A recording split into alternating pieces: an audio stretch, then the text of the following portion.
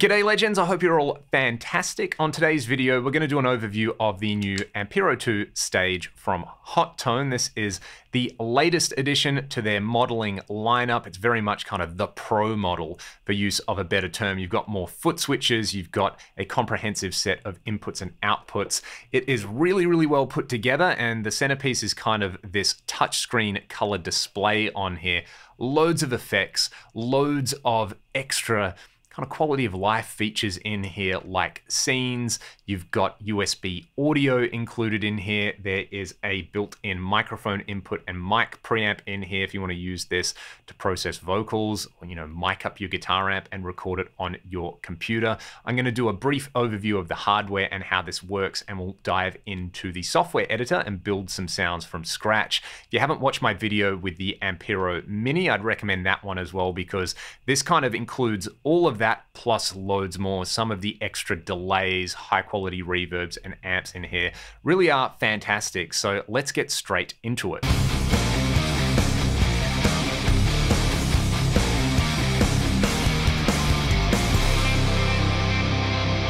Let's take a quick overview of the hardware on the Ampero 2 stage. The centerpiece is this touchscreen over here, really nice bright colors. You can customize the overall color of the unit. I've kind of got it on blue. It ships as like a sort of gold color scheme, but you have touch access to pretty much anything you want over here, say toggling between patch and stomp mode over here. That is also accessible via this dedicated foot switch if you're performing. You've got a volume encoder up here, so you can set the line or the XLR volume independently. If you don't want to use the touch screen, you want to use this, say, more like a Helix, you've got this menu and value encoder over here. So you can push that one whenever you want to edit anything, and you can just kind of move around on there. Now, in patch mode, these foot switches are going to select different presets in banks of 5. You can bank up and down over here. I'm going to select this LT preset that I prepared earlier. Then again, I can either touch the top left or I can hit the patch or stomp button, and you can see the signal chain that I've got in here. So I've got a Petrucci inspired wah, then I've got a drive block, I've got an amp, I've got my own custom IR, I've got some modulation, I've got in the frequency, I've got dual detune, then I've got an Ambience Delay, and at the end I've got a large plate reverb. You can select between different signal chains in here by hitting this kind of little factory template up here. You can save your own templates as well. So you've got parallel, split and mix, AB to Y, Y to AB, and serial. I'm just in the serial mode. I'm going to leave it there. Now, what I like about this is you can organize all of this into scenes, and you can actually assign these foot switches totally freely. I'll show you how to do that in just a little bit. But first, we've got this Marshall 800 into my custom IR.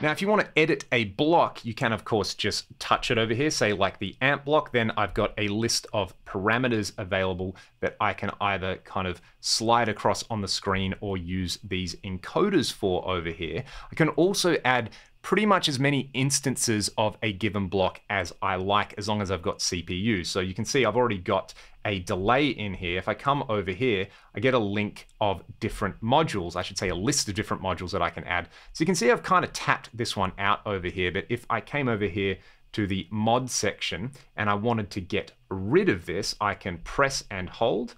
This will give me the option to delete it. Then I can replace it. Let's say I wanted another delay, or I want another modulation or something like that, I can add that in here by pressing mod. This gives me a list of the available modulations in here. You'll notice that some of them are grayed out, but if I just go for like the helicopter trem over here, I can adjust the depth, the rate over here, or if I want kind of coarse adjustments, I can do it with my finger over there. I can sync most of the effects to tap tempo. Just out of curiosity, I want to know what this sounds like.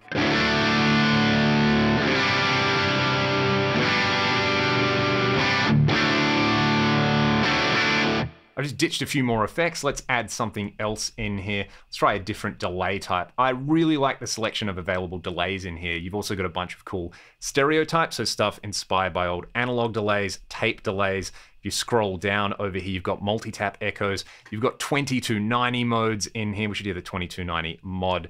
There's also some kind of glitch and pitch shifted delays in here. There's so many effects in here. There's absolutely no way I can cover everything in this video. I just want to give you an overview of how this stuff works, but you can see for the delay, I can kind of crank the mix up a little bit. Maybe I'll bring the time down over here. Feedback, I will bring up, and if I want to tweak it again, come over here and I can set the modulation rate. There's even the phase reverse switch. I love this so much. Let's have a listen to the big old 2290.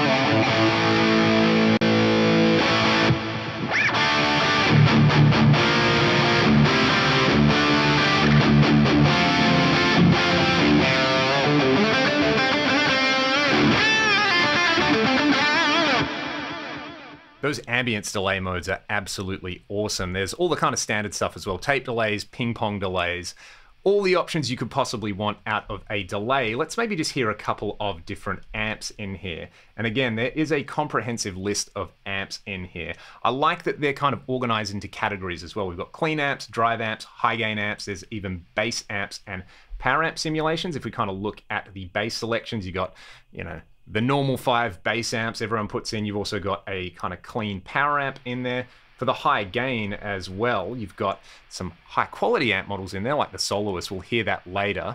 You've got your Friedmans, your Engels, Diesels, rectifiers, all the usual kind of stuff that you would hear over there. Maybe let's bring up the Eddy 51, not the Soloist, but the Eddy 51 over here, and just have a listen to what this sounds like. This should be fun.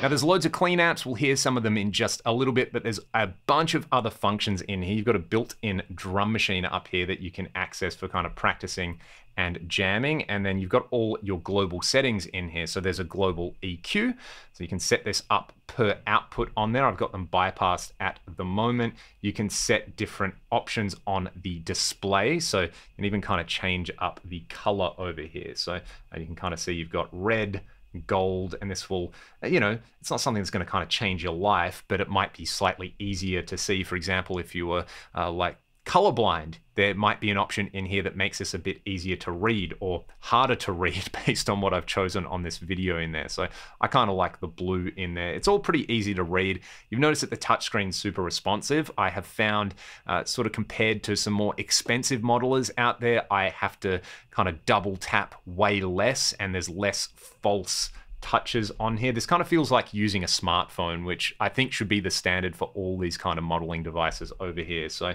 there's Bluetooth on here as well, so you can access a mobile editor. There's USB-C on the back and MIDI in and out via kind of micro TRS jacks on there. But if you want to use the phone app, you can do that. But I think we should build some more patches using the computer-based software editor. Let's do that. The overall view here is pretty much just going to mimic the onboard UI. You've got your list of presets over here. You can search through presets, which is a nice organizational tool, or even organize them by style. You've got your global settings over here as well. So all your I/O, USB audio, your MIDI settings, your global EQ. I like that this is presented as a parametric EQ with some color coding on here as well. So lots of control there, and you can set this for the unbalanced and the balanced output as well. I've just got those bypass at the moment. You can set the device display color as well as a timeout for the screen as well. Lots of just kind of quality of life stuff. You can also do your firmware updates from within the app. So it's like a one-stop shop, which I like. You can see over here, the grid is going to mirror whatever you've got in a preset. You can easily change that by loading up a different factory template. For example, if you were using the mic input on here to process your vocals, you could have that running along here and then your guitar there. You could use two simultaneous guitars, or if you were using different guitars for a gig that you wanted to hot swap between, you could do that as well. You could also run parallel rigs this way, but let's just go back to that serial template over here, build a kind of basic cleanish sound over here. So we'll start with an amp. Maybe let's go for the Black Deluxe. I like down here, it actually tells you what the amp model is based on if you can't kind of decipher these cryptic names. There's also an option in here as well if you want it to auto select a cab once you drop a cab block in here. So I've got that turned off, but I'll go for the black 1x12 over here. A bunch of different mics. Let's go for the 121 near center. I'll bring the low cut up to around 80 Hertz over here, and I'll bring the high cut down somewhere in the 8K range. You can set the volume in there. And again, it tells you what these are based on. So let's just hear this as a starting point on the neck single coil.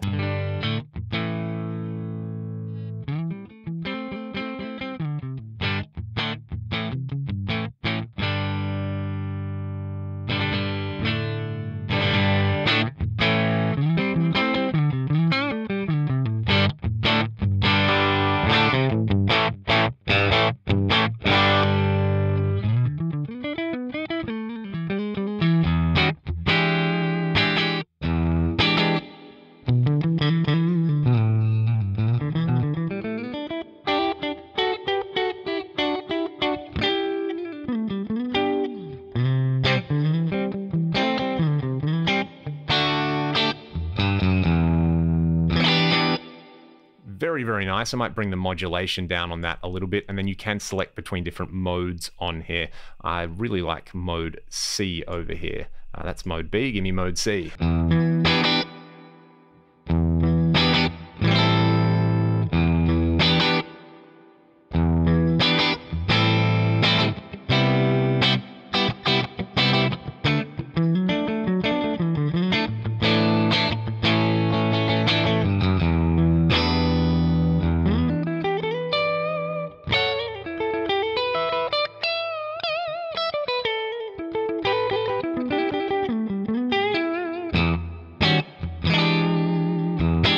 Very impressed with that plate reverb in there. Now, I should mention that basically, as long as you've got the CPU, you can add as many instances of a given block as you like. So if you wanted to throw a spring style reverb in front of the amp, you can do that. In fact, you'd probably stack reverbs up as well. Let's add a little bit of modulation to this. And there's some interesting choices in here. You've got the Azura chorus based on an old Arian SCH1.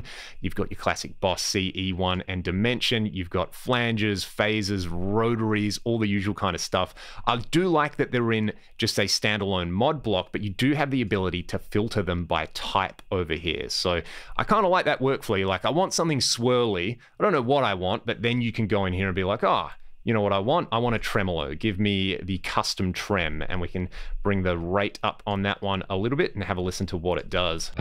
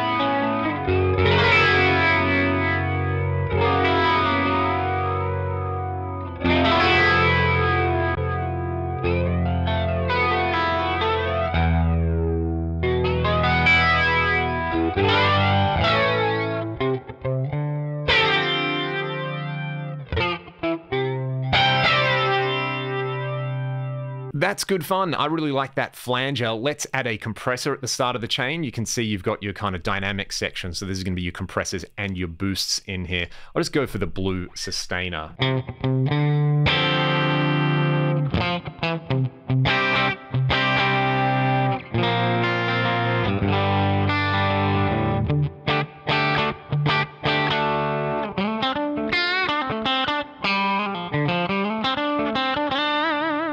Let's keep rolling with this. I'm going to add a drive after this, and we'll just kind of go for the old green drive. I'll keep the tone low, the gain low, and just give it a bit of a volume boost. Let's bypass the dynamics for now.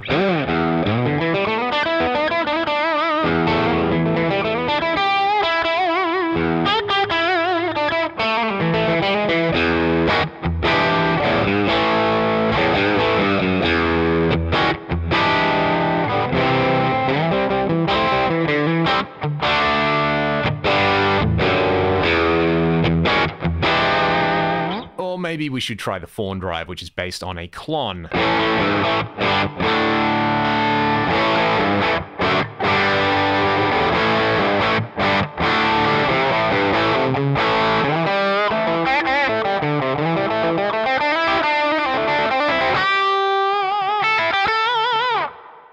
Last thing that I want to add to this preset is to just add a delay. So let's place this after the amp and the cab over here. I can come down to my delay section.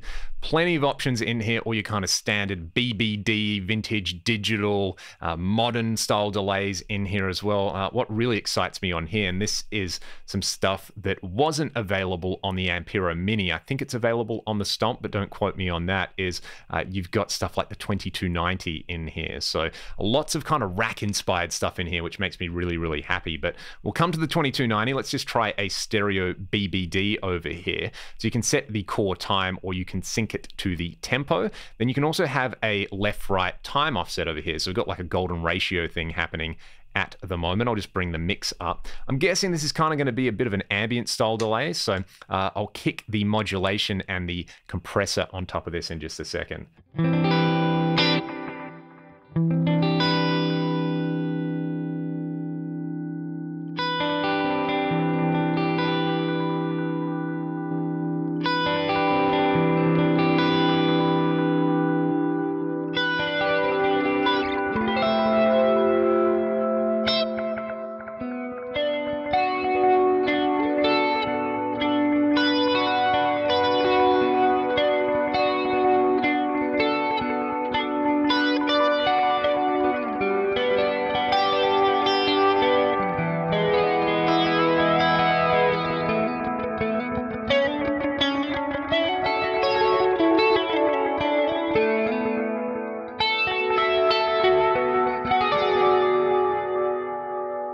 Once you've got your rig dialed in, you can then arrange it into 5 scenes that you can map to the onboard foot switches. So you can think of each preset like a standalone rig. So for example, scene 1, let's just kind of turn all this source off over here. So it's just amp, cab, and reverb.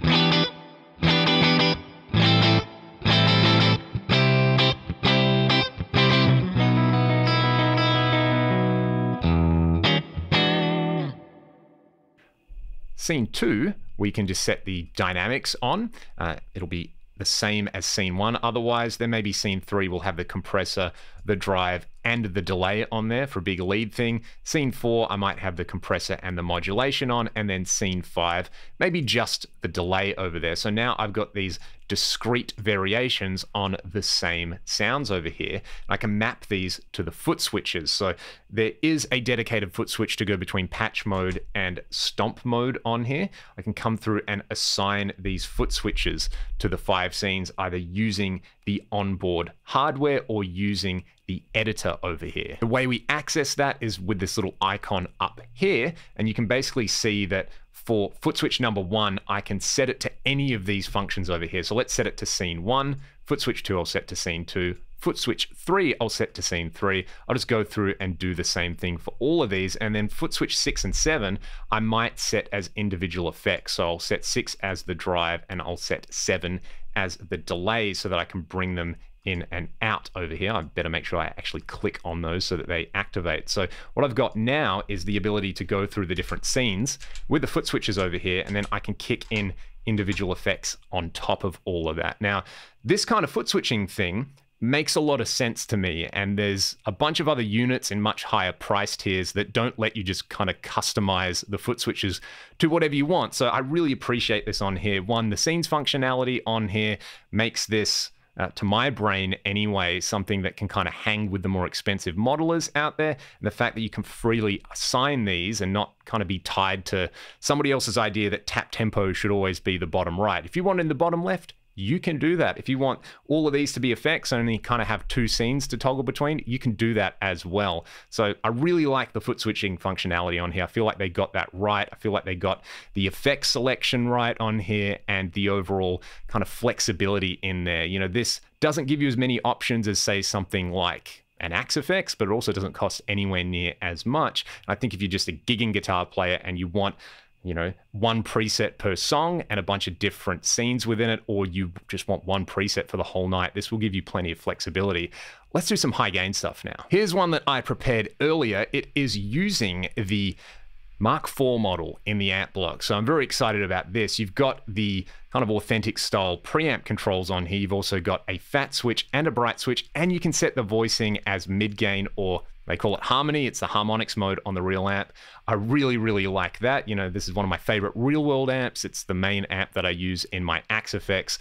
For me, if I'm going to use a modeler, I basically want this kind of thing. Then you can set up the 5-band graphic EQ, which I've done over here. I've loaded my free custom IR. Check the video description if you want that one. Low cut at 80 Hertz, high cut at 8K. You can change the resolution from normal to high in here if you want to save a bit of CPU.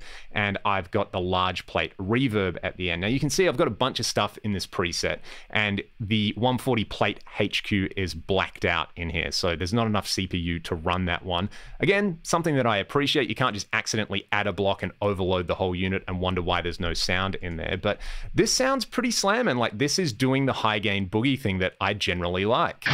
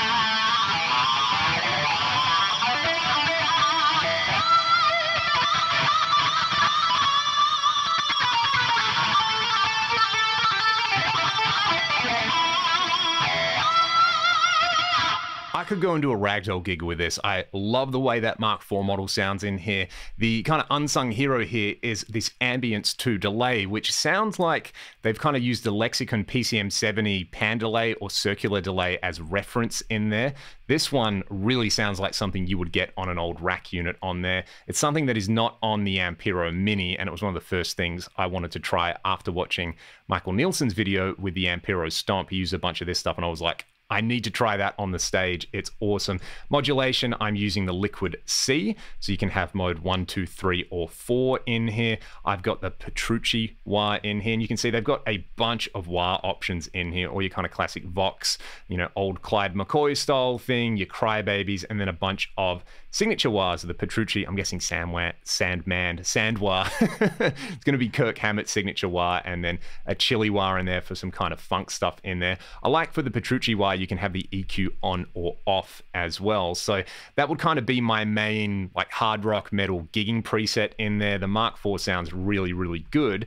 There's another preset that I dialed in based on the SLO, and this is actually the high quality version. So there's a bunch of amp models in here, which are their HQ models in here. So you can see their next gen effect algorithms over there. So this is the Soloist 100 lead into the same IR with the same settings. I've got the 2290 with Ducker over here, and I've got the 140 plate HQ. So let's just turn those off for now and hear the amp and the cab, and then we'll add some grease.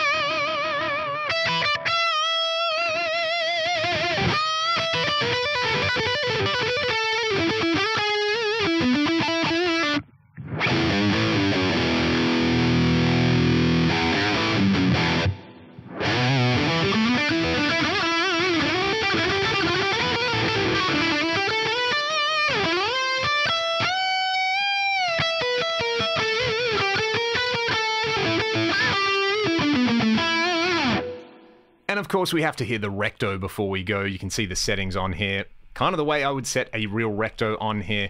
The IR that I'm using, again, is the same free IR that's linked in the video description, and I've got a little bit of the large plate afterwards. I've organized this one into a few scenes over here, so there's some boosts. There, again, is that Ambience 2 delay type and the Liquid C. What I'm going to do as well, I've got a drive up front. I can hit it with the Tube Screamer. I might hit it with the Precision Drive as well.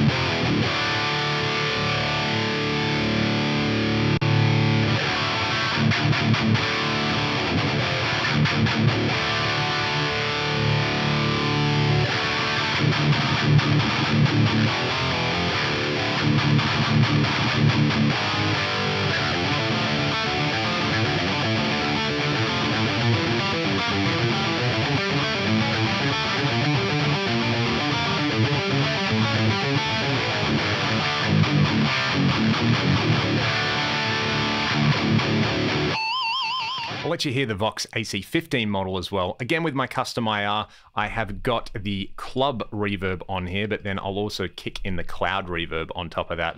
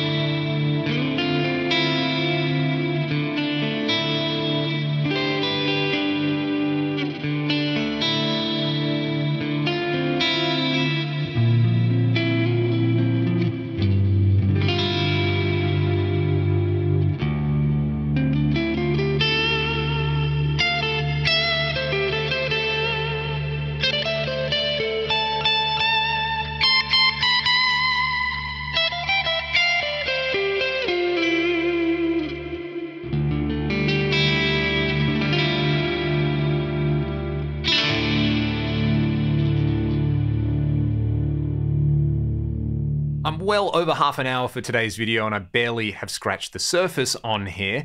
If you've got any other questions you would like me to answer, let me know in the comment section below and I'll do a follow-up video to this. I'm looking forward to doing some more amp modeling shootouts and including this alongside units like the Fractal, the Line 6 HX Stomp, the Quad Cortex, and the Tone Master Pro.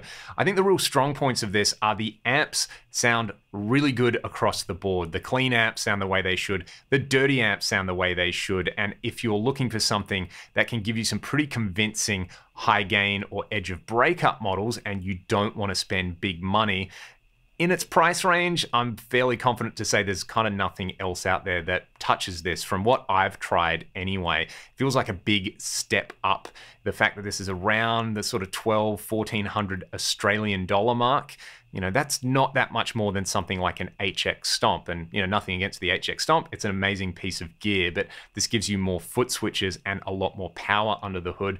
I really like the kind of rack-inspired delay and modulation options in there. That Boogie Mark IV model sounds really good, and I'd be pretty content just kind of chugging away all day on that. The 800 sounds the way an 800 should on there, and there's loads of clean amp models, loads of built-in cabs and IRs. And the fact that you can edit it via the software editor or using the touchscreen or using the Bluetooth app, I think is a super strong point. And I think pretty much all modelers should move in that direction. You know, this even launched with a software editor, which makes life so much easier.